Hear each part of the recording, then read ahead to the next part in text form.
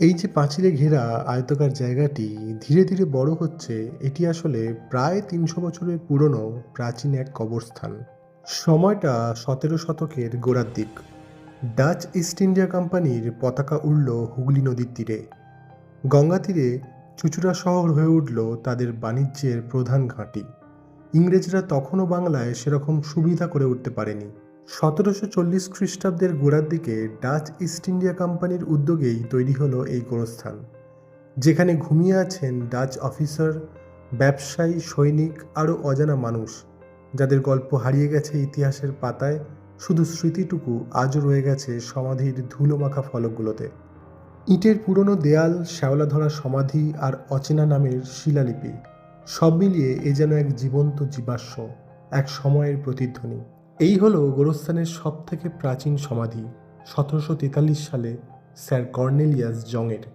আর শেষ সমাধিটি ১৮৮৭ সালের ইমা ড্র্যাপের। এছাড়াও রয়েছে কলকাতার মেয়ে মেরি ডাইমারের সমাধি, যিনি মারা গিয়েছিলেন ব্যান্ডেলে। সুজানা আন্না মারিয়াকে মনে আছে? এখানে রয়েছে তারই প্রথম হাজবেন্ড, চুঁচুড়ার গভর্নর পিটার ব্রুইজের সমাধি।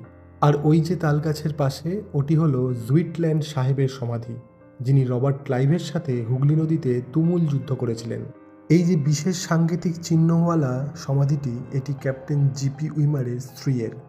এরপর ১৮ শতকের গোড়ার দিক, ইংরেজদের কাছে হার হলো ডাচেদের। ১৮২৫ সালে সই হলো চুক্তি। সুমাত্রা দ্বীপের পরিবর্তে চুঁচুড়ার শাসন চলে গেল ব্রিটিশদের হাতে। অবসান হলো প্রায় ২০০ বছরের ডাচ শাসনের। শুধু রয়ে গেল গম্বুজ ঢাকা সমাধি, ইটের খিলান আর সূক্ষ্ম ইউরোপিয়ান নকশা। আজও নিঃশব্দ দুপুরে এখানে দাঁড়ালে মনে হয় সময় থমকে গেছে। প্রতিটি কাঠামো যেন শোনাচ্ছে এক একটি গল্প।